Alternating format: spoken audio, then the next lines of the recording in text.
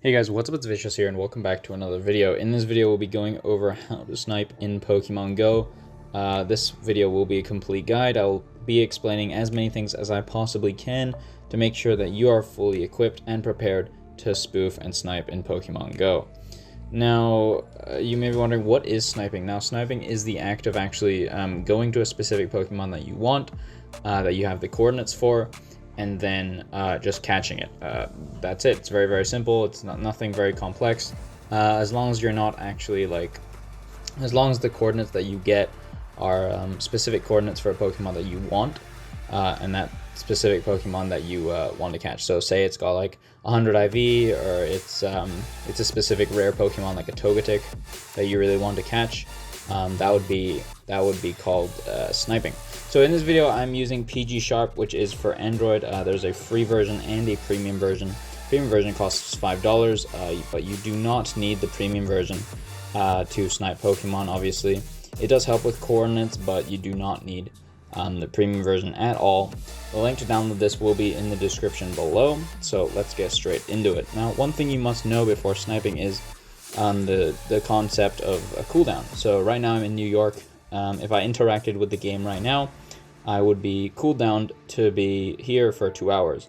If I stepped away from the game, closed the game and everything, or just sat idly here not touching the game at all, I would be able to teleport anywhere I wanted to in the world, and then continue spinning there. But if I touch the game right now, let's say I spin this Pokéstop, right, and then I go to like Australia, Sydney or something, and then try to spin a Pokéstop there or catch a Pokemon, it's not going to work. The Pokemon will flee every time, and the Pokéstops will not spin. And that's because you are soft banned and you are on cooldown, so you have to wait 2 hours. I get this comment all the time in the description, or in the comments rather, down below, and I mean, I'll answer them every time, but it's just a public service announcement, right? And it's very important to sniping as well. So, yeah, knowing that, so the way to actually snipe is when you do find the coordinates for a Pokemon that you want to snipe. Let's say you wanted to snipe this Kabuto, right? So you're in the encounter screen. One thing you need to know is, if I was on cooldown right now and I tried to catch this Kabuto, it would flee, right? Because you're on cooldown, it doesn't let you catch any Pokemon, right? So what I would actually have to do is when you got to the Pokemon, you'd have to sit in the encounter screen for 2 hours. But this is only if you're on cooldown. If you're not on cooldown, you can actually just catch it right away. Now, the best way to not be on cooldown is obviously to not touch the game for 2 hours. So usually, if you're sniping Pokemon, I usually snipe just when I wake up, or after I've been doing something for 2 hours, and I come back to the game, and then you're not tied down to anywhere in the world, so you can kind of just teleport around and see what you want to catch. And that's of course the best way to do it. You could also just sit in the encounter screen for 2 hours. But keep in mind, you do have to keep the game running. If you close the game, you do risk the game like either crashing or closing itself. Yeah, 2 hours is a decent while. So just, you know, there's consequences to having to sit here for 2 hours, right? Obviously. So we're going to be going over some of the features in PGSHARP, as well as giving some external feed locations so that you can actually snipe these Pokemon. So the first thing we're going to go over is PGSHARP feeds. Now, PGSHARP feeds, obviously, if you're the free version, you only get the 100 IV. 100 IV is a feed for all the different 100 IV Pokemon that other trainers have caught around the world. Once they catch it, it gets entered into the list, as you can see here. Any of these shinies, obviously, if you wanted to go catch them, like you would just teleport there and then you'd check them, right? If it's a shiny, you either sit in cooldown or you catch it immediately, depending on whether you're on cooldown or not. So right now I'm going to demonstrate, right? So I teleport to the United Kingdom from New York, having interacted with the map in New York. So I'm on cooldown right now. If this Cranidos is in fact shiny, I will actually have to wait here for 2 hours before I can do anything. So obviously, let the Pokemon spawn. Depending on your phone, it's going to take a little bit of while, but usually it spawns within 30 seconds to a minute, and then you tap on it, and then if it's not shiny, you move on to the next one.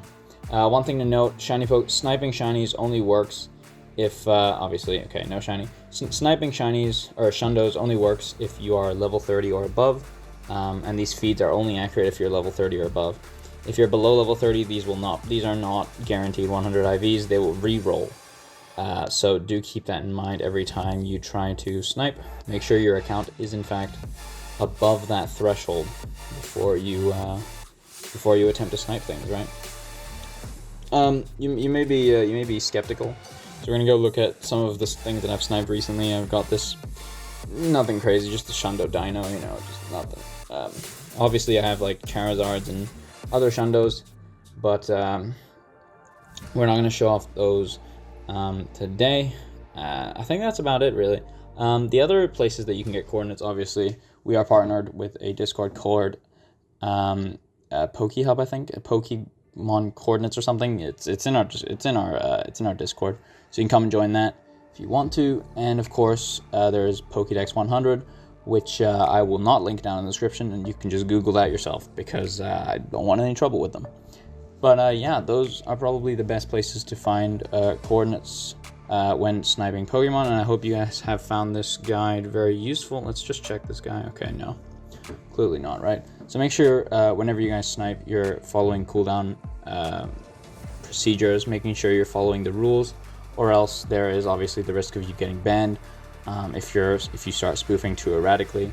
If you don't interact with the map, it doesn't send any data to Niantic, so you don't actually get tied down to that location, which is why I'm able to do all this, where I just check the Pokemon. If it's not shiny, you just run.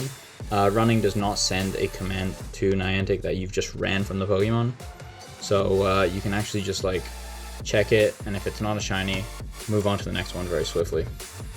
And yeah, that's about it for the entire video, guys. We're going to shiny check this last Cranidos. If you guys have enjoyed this video, obviously subscribe, leave a like down below, and comment what you'd like to see in the next video. Keeping the streak on for weekly uploads, thanks to my editor. I hope you guys have been enjoying the videos. If you want to support me, you can do so at youtube.com/Vicio5. And yeah, that's about it for the entire video. I will see you guys in the next one. Have a good day. Peace out.